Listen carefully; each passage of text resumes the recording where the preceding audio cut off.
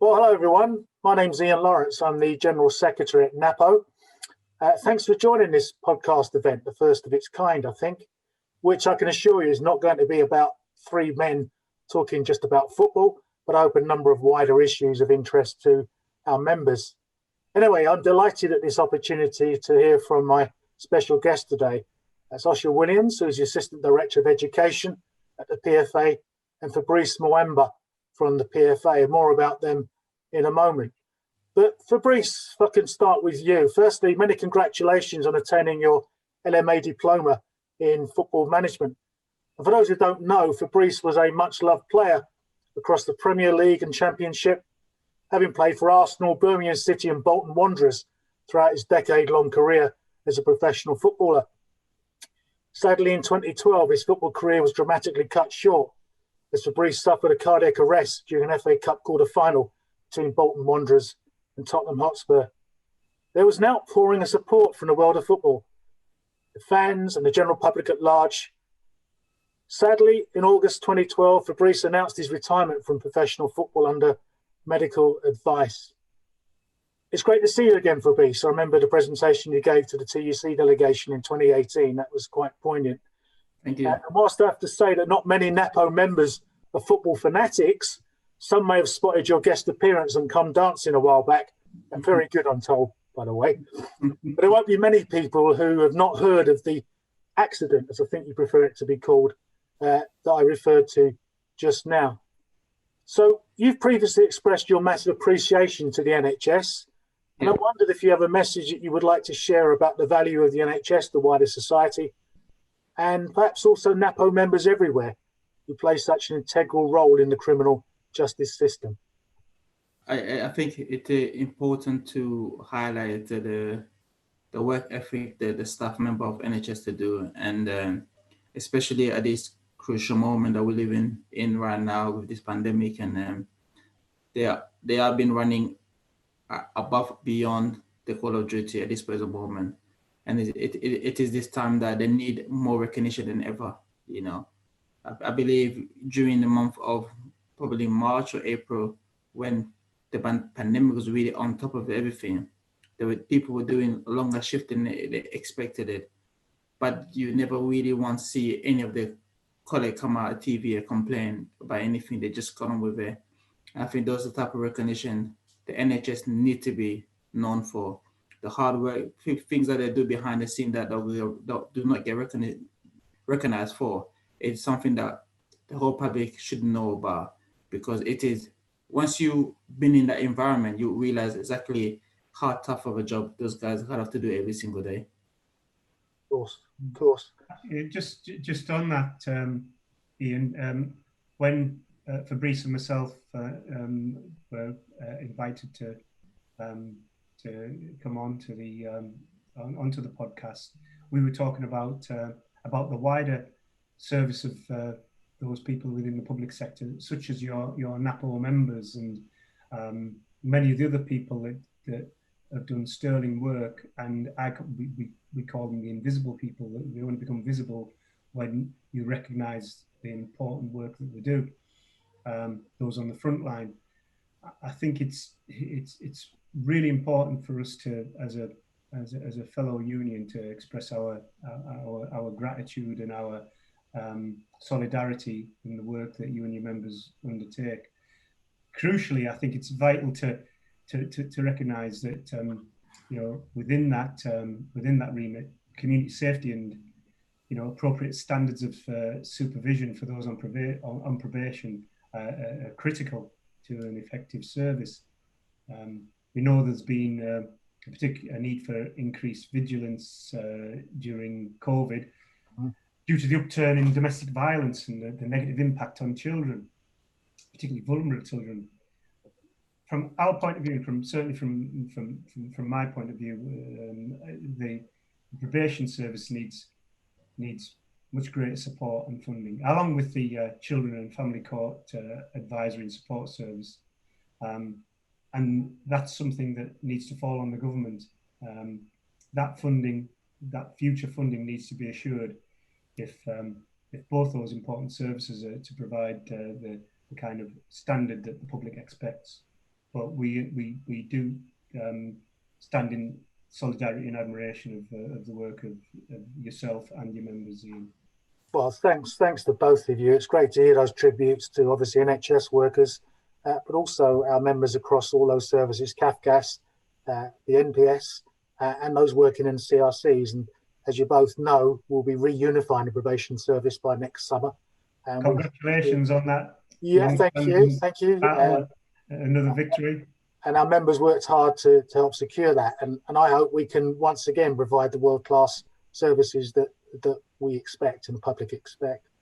So let's move on. And it's been something of an achievement to see men and women's professional football reinstated despite the pandemic. But Oshor, looking back at your own career, which you once told me saw you have more clubs than a golf player, I may say, can you tell me a bit more about your current role in the PFA and how you see football contributing to the ongoing fight against institutional racism and fascism? Yes, Ian.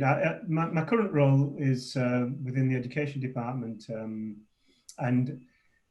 the important thing in terms of that remit encompasses trying to prepare our current members who will have relatively short careers it's preparing them for what comes next after football. I'm sure some of your members, even those that are not particularly interested in football or sport, recognise that elite performers have only a very, very short lifespan in which to perform, hopefully achieve their aims and ambitions, perhaps make some, and in football, considerable short-term income for a long-term life after football. The reality is that most of our members move into mainstream professions. There'll be some that have moved into a wide variety of professions. But one thing remains constant, irrespective of where their second career takes them. The issues surrounding racism, fascism. The emergence of the Black Lives Matter, the unlawful killing of George Floyd and Breonna Taylor, there's brought into sharp focus that there's a lot of work to be done. Football can be at the forefront of that because it has a profile. Sport is inclusive, and if you think about the Premier League, it's probably the most diverse league in the world. What we have seen, and there has long been this particular belief that politics and sport can't mix, shouldn't mix, and don't mix. And I can understand the reason why, because if perhaps some of the more toxic views, political views, permeate sport, then that could be quite a disaster. And we saw that in the 70s and 80s, where football seemed to be kind of hijacked by the far right, and they're using it as a battleground. But from within that, we now have a number of high-profile players and high-profile former players who are vocal and active in combating racism and fascism. Obviously, within the PFA, equalities and diversity is embedded in everything we do. We've been long-term supporters, as you know, of Kick It Out, who in 2018 celebrated their 25th anniversary, I think, and of Show Race and the Red Card, who I know, say Napo, hugely supportive of and do a great deal of excellent work with. But in terms of what we do, we have a fantastic equalities team who one of the main things is holding the football stakeholders and wider society. We try to really hold their feet to the flame in terms of what they are doing, what the people from a top-down level are doing to combat racism. We saw with the football authorities the vile abuse that international players were getting during matches. And when we looked, we sat and waited for the appropriate sanctions, for the appropriate protocols to be observed. There weren't. And what we see within football is a reflection of what happens in society. There are a lot of good intentions, a lot of encouraging words, but very, very little action. Mm-hmm. And again, it'll probably chime with perhaps as we dive deeper into our conversation. There needs to be more representation at the decision-making level. There needs to be more. There needs to be a wider discussion about greater inclusion. But more importantly, they've got to translate the policies and procedures and processes that that already exist. They've got to translate those into actual substantive implemented action. Thank you. So, Fabrice, both Napo and PFA, as you've heard, are among a large number of trade unions who support the work of organisations such as Show Racism the Red Card and Kick It Out.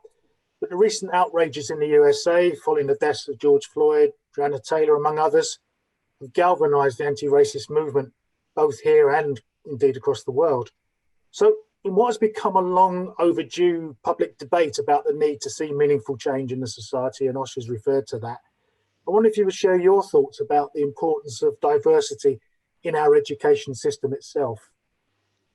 I think we live in a modern society where, you get a lot of children from different backgrounds, living in multicultural places.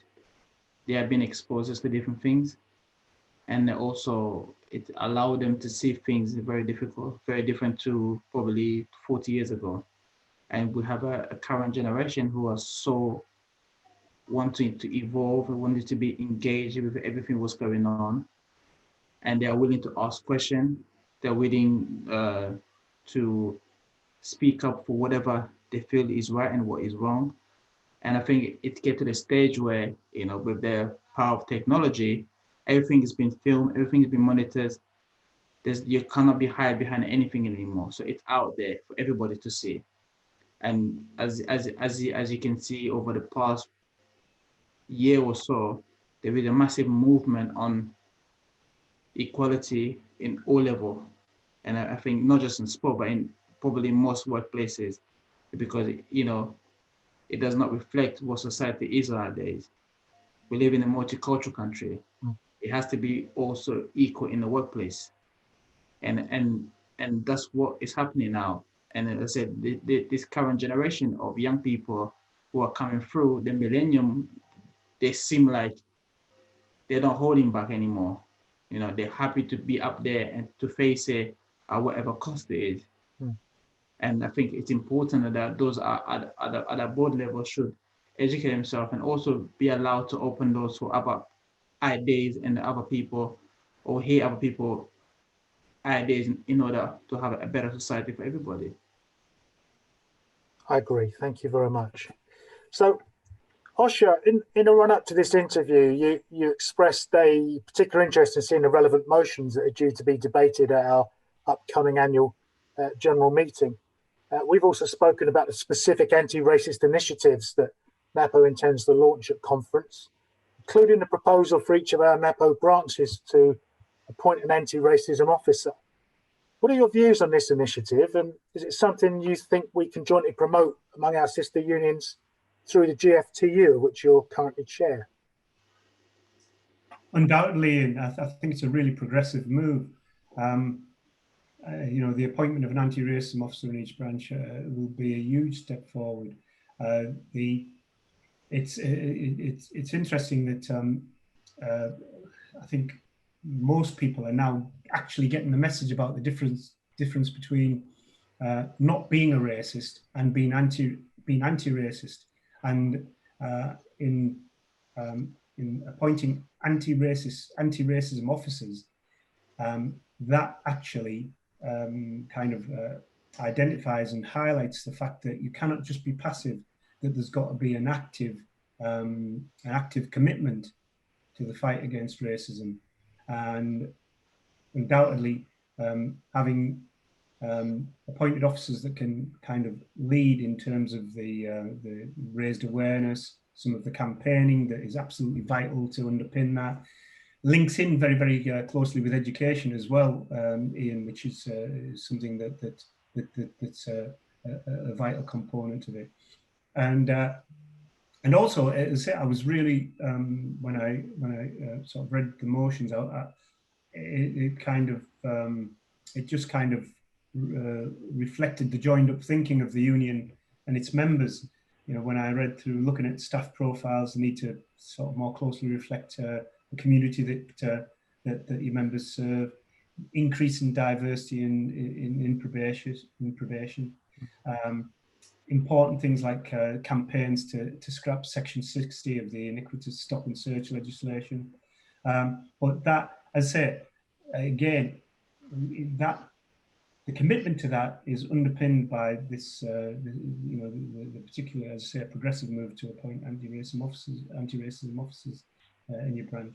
I thought, and again, I think it was something that you shared with me in the past, Ian, and it was a presentation from the Napo Black Network, and the final caption was brilliant. You know, where it makes a statement that anti-racism is the commitment to fight racism wherever you find it, including in yourself. That's the way forward, and I think that those initiatives are really forward-thinking, and I do congratulate you. Thanks for those supportive thoughts, both of you, and I'm sure our members will really appreciate those. So, Fabrice, carrying on the theme, if I may, I wonder if you might share a few thoughts about the importance of engagement with young people. And there are many football clubs with a proud track record of work in the community. We've covered that. But I wanted to especially ask you how important you feel it is for adult members of our BAME communities from a range of different career paths to present as positive role models. I think right now it's important to support young people in terms of the project, because the millennium of those days, they have a different way of proceeding information, different way of acting. Whereas, probably 10 years ago, you would have found a bit, or he's not doing what I asked him to do, but what are you doing? He's acting, or he's doing something that he feels more comfortable in his way of doing things, but as long as getting it done. As an adult now, as somebody who's working in a government, it's important that I just support the individual and make sure that we all have the same way, same information going forward. It's not about putting him to a side and putting him to a corner, say, oh, no, I don't think your idea is great. I think it's important, as I said, to always support those who are coming up right now, and to share them, try to hear the ideas. You might not agree with it, but it's important to use your knowledge and also share ideas with them, being able to listen to what they have to say and try to come up with a compromise and a middle ground and try to improve going forward. As I said, if we don't do that, we'll be losing them to so many different ways where they can go into different roads. So it's important for us who works in that environment to listen to them and try to support them as much as we can. Mm-hmm. Mm-hmm. Very interesting. It takes me back to an event I did at Millwall FC last year, run by Show Racism and the Red Card. And for the first time, I was among a group of young students. It was quite empowering to listen to the diversity of their views and their singular focus on actually resisting racism and fascism, off their own back. Nobody had to tell them to do it. They came to that event with a pretty good idea of what it means to speak up against the iniquities in our society. So I was encouraged by that. I really was. Oshor, sorry, go on. Yeah, I just wanted to come in there, Ian, because it sort of chimes with some of the earlier questions and discussions that we had in terms of the role that football can play because of its profile. And as I say, we've been, over the last couple of years, we've been involved in some really powerful campaigns, such as the #Enough campaign, where we organised a complete blackout by our members of social media because of the vile, reprehensible abuse that our members were receiving purely on social media. So the day after a match, they might be sat having a meal with their family, and this is transmitted directly into their homes. But also, you touched on something there. Young people are leading the way. You said when you did the Show Race and Red Card campaign, how you were able to tap into some of the ideas, some of the thoughts, some of the passion of the young people. They're at the forefront of a lot of the movements, whether it be in terms of climate change, in terms of Black Lives Matter and the support behind it, in terms of greater demands for social justice. And importantly, we've got now people like Marcus Rashford, Raheem Sterling, who are speaking out about social issues. A lot of the issues surrounding the iniquities in terms of race and gender can be almost encapsulated as working class social issues, because there's an interplay between those that are most disadvantaged, the systems that underpin it, and how we, in understanding those, we'll be better placed at addressing them. But it's dead important that it isn't just people like Raheem, it isn't just people like Marcus Rashford, it isn't just people like Eniola Aluko, who was one of our most famous women footballers, who was a tireless campaigner for equalities and social justice. It's people like your members, people like members of the wider trade union movement, community leaders. All these people actually make these things happen.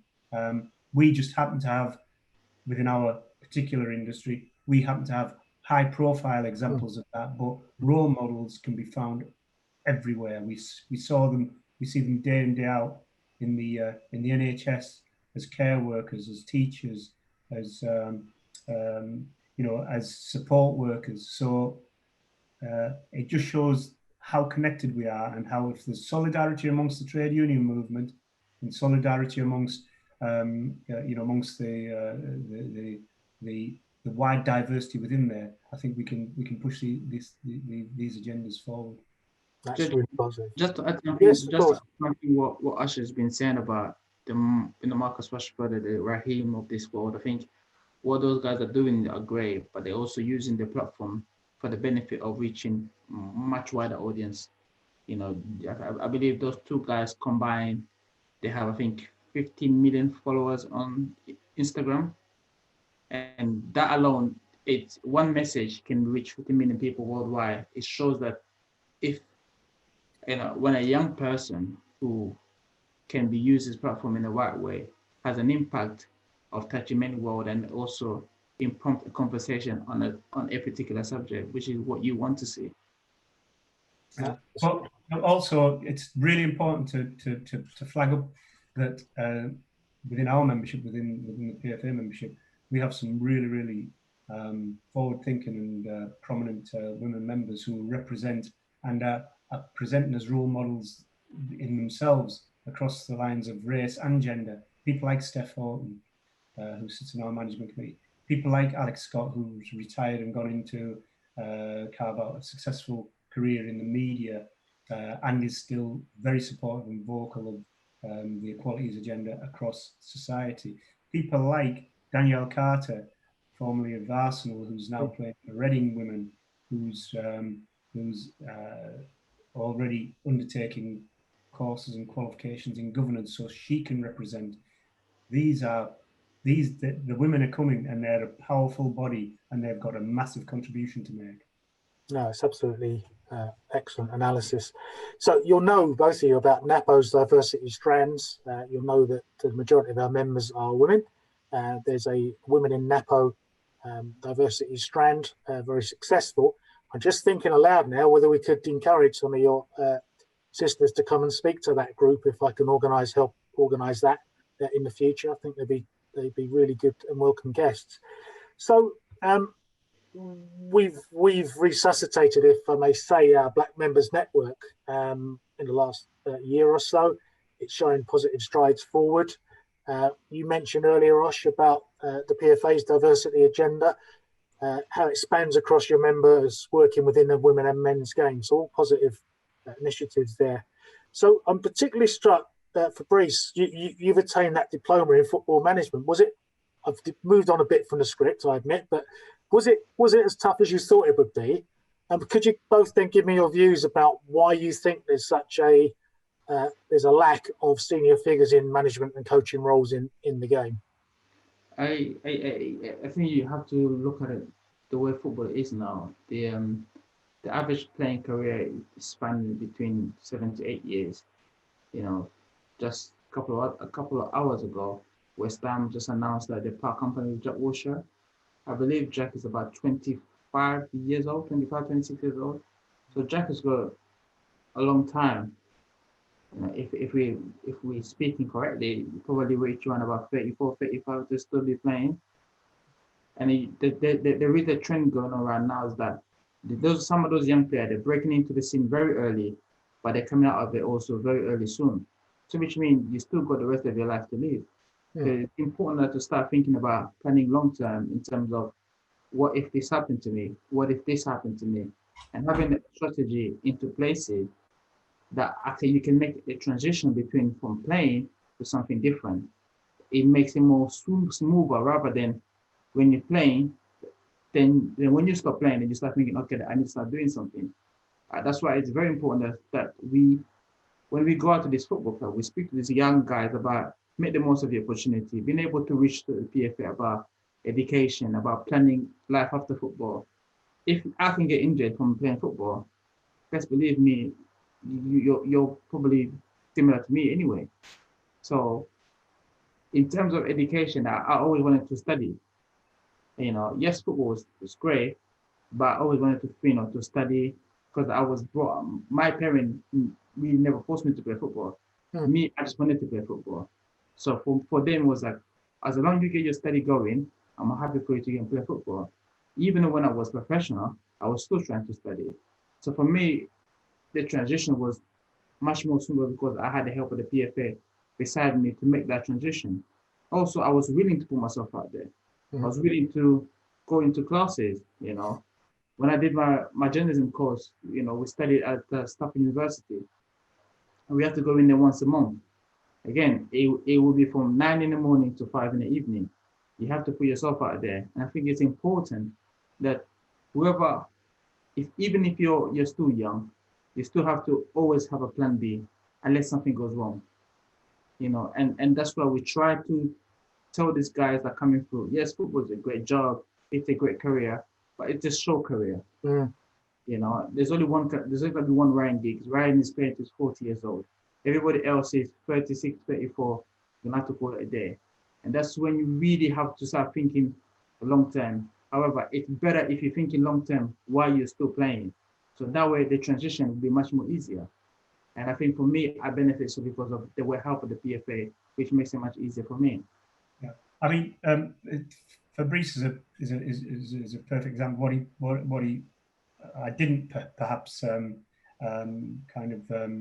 flag up was that when Fabrice first joined the association, he worked alongside myself and my colleagues in the education department, and he was a gift to us because we were able to when we went out to clubs to do inductions for apprentices and scholars, when we were speaking about that education brief, we were conscious that we had somebody like Fabrice, who was a prominent black player, who had educated himself during his career, educated himself once his career came to an end.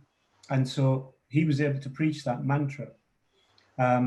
And as I say, he almost was like a Pied Piper. We'd go into clubs and we knew that particularly some of the younger, black, slightly disengaged members would gravitate towards Fabrice because they basically he was a hero, he was a role model, and he's got a compelling story to tell, way beyond the what people know about him. It's all backstory coming over from the Democratic Republic of Congo with no English language as an 11-year-old. You need to read his book. I'm not going to plug that. But getting back to the other thing that you said, Ian, was about the lack of progression for people from our industry, from the pitch into the dugouts and as managers and coaches, into those areas of more senior responsibility. And it is something again that you touch on within the motions, within your AGM motions. In the past, people would say we don't have black visibility in coaching and management because they don't aspire to that. We debunked that myth. We don't have black representation and visibility within coaching and management because they don't have the qualification. We debunked that. We have a number of our current and former black players, male and female, who are completing what they require for that particular progression. What we realized, and this is something that we as trade unions have got to recognize, it's about visibility.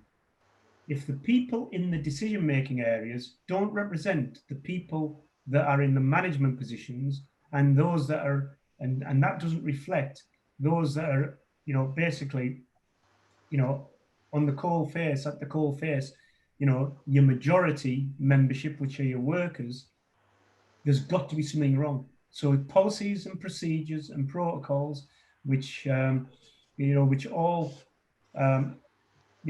on the surface embrace, these principles of diversity, inclusion, equality. They're all well and good. But if you're not going back, monitoring them, looking at what's at the top, and as I said, I'll repeat this, it's about visibility at the very apex of your organization. And we're not immune to that either. We've got a management committee of 13 representatives, and they're all great, really dedicated, committed representatives, but we've only got one black player who represents. That will change. There will be measures that are brought in to ensure that there are reserved places, but you've also got to make sure that people want to represent, that they're putting themselves forward to represent.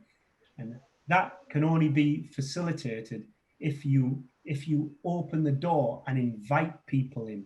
You can't say the door's open, walk through it. It's got to be a much more coordinated process. And that's why, as I say, I think there's a and I've known you for a long time, Ian, and I know this really chimes with your thinking and your whole philosophy, that these things have got to be joined up. If they're not joined up, they will succeed only up to a point, and then they'll fail in isolation. So again, pay tribute to the thinking behind. Thank you, Osh. Thank you, and thank you both. It's been fascinating to hear about your work, but also a bit more about you both as people as well. I'm sure members will appreciate that. And I'm pretty certain as well that the excellent contributions you made will find resonance with all of our members wherever they work. Sadly, we're coming to a close, much as it's great to have been chatting away with you today. And I hope to get this out on the Napo website very soon as a resource for our members. And I hope also maybe we might do something like this again and involve some of your sisters from the women's game as well, perhaps in the future. So can I thank you both for the time and trouble you've taken to join with me today. I look forward to seeing you in person when we get back to better times. Thank you both. Thank you, Ian, and pass on our good wishes to your executive and your members at your forthcoming AGM. Thank you, Ian. Appreciate that. You're welcome. Bye. Bye.